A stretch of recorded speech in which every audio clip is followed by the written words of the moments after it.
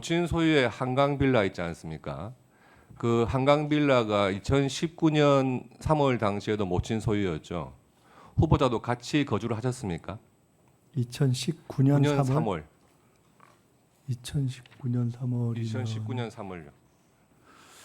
2019년 3월이면은 아마 제가 정확하게 일자를 확인해야 되는데 그때쯤이면 저희 어머니가 아마 낙상을 하셔서 그때 전후에서 아마 거기가 4층 걸어 올라가는 예. 그 빌라였어요. 5월에 지금 배우자 되시는 분이 그 당시에는 배우자가 아니셨는데 네. 그해 5월에 이제 여기 전세를 들어오시는 걸로 돼 있거든요. 네, 그러면 맞습니까? 맞습니다. 예. 그때쯤 아마 그러면 그 낙상하셔서. 한강 빌라에 2019년 3월 달에 그 세를 들어왔던 법인이 있어요. 네. 법인이 있는데 그 법인의 그 운영하는 분이 이하경 씨라고 있는데 아시는 사이죠? 네, 그렇습니다. 예. 그러면 그게 저 법인으로 2019년 3월 달에 전세 계약은 체결했지만 이거는 뭐 법인으로 된 전세 계약이니까 실거주자는 이하경 씨로 알고 있었습니까? 실제로 거주하려고 하는 사람은?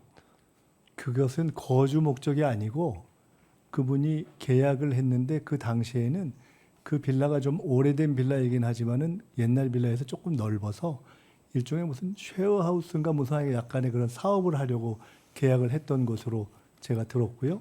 그랬다가 그것이 그 집이 좀 낡고 수리비도 많이 들고 해서 적당치 않다라고 판단하는 본인의 판단과 마침 그때 제가 결혼하기 전에 지금 저희 아내가 그 경기도에서 서울로 와야 되는데 사실은 길고양이를 좀 많이 이렇게 거둬서 고양이가 좀 이렇게 있어야 되는 공간이 넓은 그 집이 좀 방이 많습니다.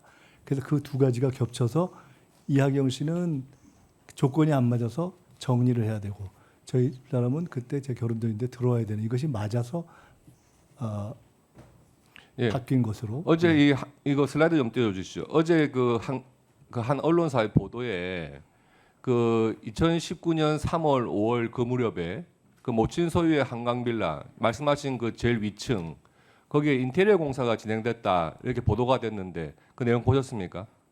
보진 못했습니다. 그러면 그 당시에 인테리어 공사 한 거는 맞습니까? 맞을 겁니다. 맞아요. 네. 그러면은 지금 2019년 3월 달에 원래 1년 계약으로 들어와서 살려고 하던 그 원래 계약자는 한 2달 만에 빠져나가고 5월 달에 지금 후보자의 뭐 배우자가 되실 분이 거기로 들어왔다는 것 아닙니까? 네. 그리고 한 1년 뒤에는 지금 뭐 장모님이 또 이렇게 임차를 해요.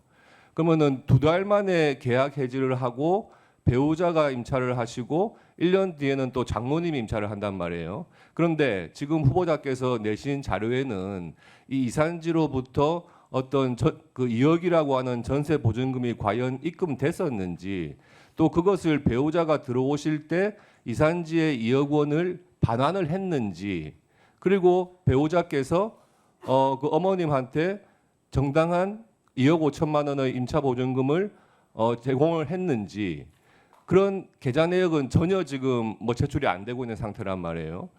그렇게 본다면 지금 특이하게 원래 1년 계약이 2달 사이에 이렇게 해지되고 배우자가 들어왔다 그러면 이게 지금 그해 12월 달에 그 후보자께서 결혼을 하시니까 이게 아마 신혼집으로 사용을 좀 하시려고 했던 것 같은데 그렇다면은 그 제공된 전세 보증금 반환 내역이 확인되지 않는다 그러면 과연 이게 배우자께서 실제 거주는 배우자께서 하시는 걸로 되어 있는데 누가 전세 보증금을 냈는지 확인이 안 되는 거 아니겠습니까?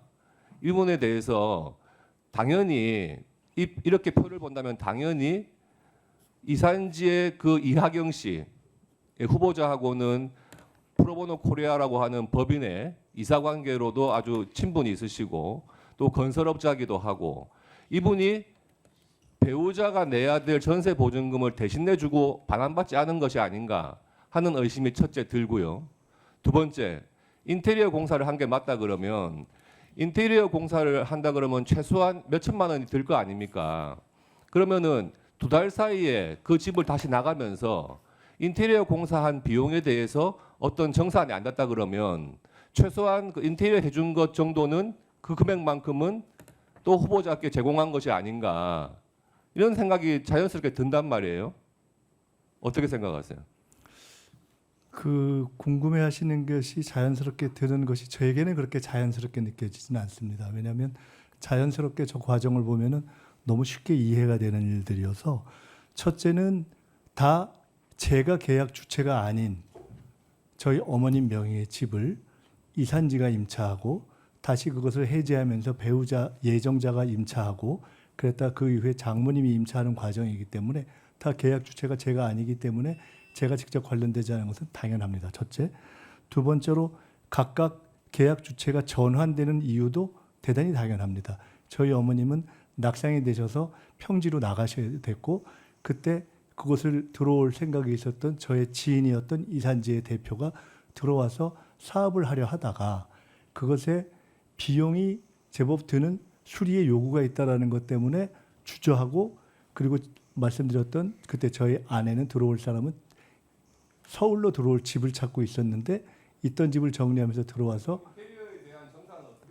네 잠깐만요. 그거 말씀드리겠습니다. 들어왔고 그 다음에 중간에 신혼집으로 쓰려 했던 것으로 보인다라는 말씀과 관련해서는 저는 저 집을 신혼집으로 쓸 수가 없는 것이 저는 지역구 국회의원이기 때문에 제 지역구 내에 아무리 작은 집이라도 살아야 되기 때문에 저 집은 신혼집으로 쓸 이유와 계획이 전혀 없었습니다. 그냥 원래 저와 별도로 살고 있었던 제 아내가 자기 집을 정리하고 들어 살다가 다시 저와 합치게 되면서 그 공간을 마침 저희 장인 어른이 병원에 가게 되셔서 병원을 왔다 갔다 해야 되는 수요가 있으셨던 저희 장모님이 들어오셨던 것이고 인테리어는 아주 쉬운 것이 아까 제가 이미 말씀드렸듯이 제법 낡은 집이었기 때문에 그 인테리어 당연히 수요가 있었는데 그 인테리어를 한 것입니다. 아마도 제가 볼 때는 그 인테리어를 한 일정한 액수가 그 이후에 한편으로는 인테리어 비용으로 반영되고 한편으로는 시가에 반영돼서 금액이 올라가지 않았나 이렇게 생각이 되고 종합적으로 각각의 전환의 과정과 인테리어에 들어간 것에 그 돈이 사라져서 누구에게 갈 여유가 없는 돈 아닙니까? 그리고 당연히 저것은 뭐를 내죠? 아니 계좌를 저것은 저와 관련된 계좌들이 전혀 아니어서 아까 똑같이 말씀드렸지만은 그 이전에 계셨던 다른 그 한덕수 총리를 포함한 다른 분들의 아니 제가 알고 있지 않은 내용인데 그것을 왜 동의를 해야 되는지 그것은 혹시 과거의 전례를 들어서 말씀을 해주시면 과거의 전례를 들어서 답변 드리도록 하겠습니다.